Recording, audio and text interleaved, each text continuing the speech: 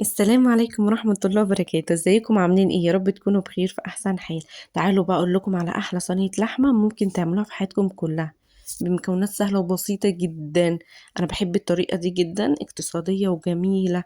دي لحمة بقى وريش ضاني بجد تحفة. بالطريقة دي هتخلوها بصوا تدوب معاكم جدا، اللحمة تبقى مش مستحملة انك تمسكيها اصلا. بصوا بقى الدخان والريحة، الريحة بجد قلبت المطبخ تحفة. انا عايزه اقول لكم انا جوعت اصلا وانا بقول لكم. تعالوا بقى نشوف المكونات بتاعتنا عبارة عن ايه. يلا بينا، بسم الله الرحمن الرحيم. اول حاجة معانا كده بصل. يا جماعة صينية اللحمة بتعشق حاجة اسمها بصل، زودوا في البصل زي ما انتوا عايزين. اهم حاجة البصل، زودوا في البصل لان هو كده كده اصلا بيدوم معانا. ومعانا بقى كده هي اللحمة، لحمة ضاني زي ما قلت لكم، لحمة وريش. ومعايا التوابل ومعايا التوم. التوابل عبارة عن ايه؟ جوز الطيب، فلفل، كمون، كزبرة، ورق لورا، السبع بهارات. اي توابل عندك عايزه تحطيها حطيها، مفيش اي مشكله. وتوابل لحمه ومرقه خضروات، اي توابل انت بتحبيها حطيها. التوابل دي اختياري. وما تنسوش بقى معلقه صغيره جدا من السكر. ومش هنحط دلوقتي خالص الملح. الملح هنيجي نحطه في الاخر خالص عشان خاطر اللحمه تستوي معانا كويس. بصوا يا جماعه، اهم حاجه بجد البصل. صينية اللحمة بتعشق البصل. في ناس كمان بيقطعوا شرايح من الطماطم وبيحطوها كده مع البصل.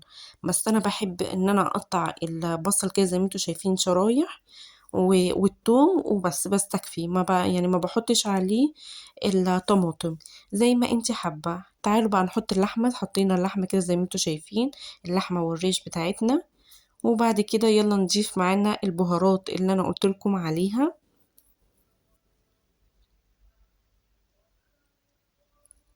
حطينا كده اهي البهارات على اللحمة وهنديها. هنزل الاول بالثوم، عندك فصوص ثوم، عندك ثوم مبشور، عندك ثوم حطاه في الفريزر، اي ثوم.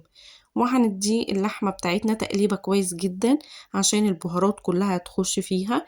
اهم حاجة تعالي كده هاتي سكينة الاول وخرمي كده اللحمة عشان البهارات تخش فيها.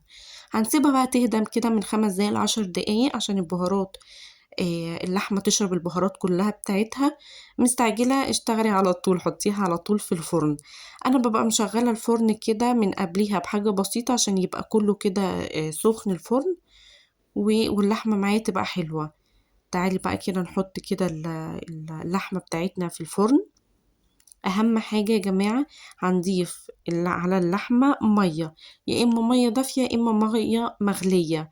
دي اهم خطوة. بصوا انا بحط هي مية مغلية. هغطي اللحمة والبصل بتاعي كله بمية مغلية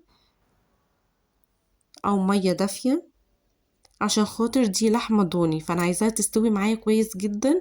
مش هحط شوية مية بس يعني صغيرين، لا هغطي اللحمة والبصل بتاعتي بالمية عشان خاطر تستوي كويس. لان اللحمة الضاني بتاخد سوا كويس، يعني بتاخد شوية سوا في الفرن. مش عايزة ان انتي تضيفي مش عايزة تحطيها كده في الفرن، ممكن تجيبي الكيس الحراري وتحطي اللحمة والبصل والبهارات وكل حاجة، وتقفلي الكيس الحراري وتحطيه، وتضيفي برضو المية اللي انتي عايزاها. عندك الكيس الحراري وعندك ان انتي ممكن تعمليها كده. بصوا بقى يا جماعة، خطيرة بجد، بجد تحفة. وعايزة اقول لكم بجد ما خدتش سوا خالص. متنسوش بقى اللايك والاشتراك.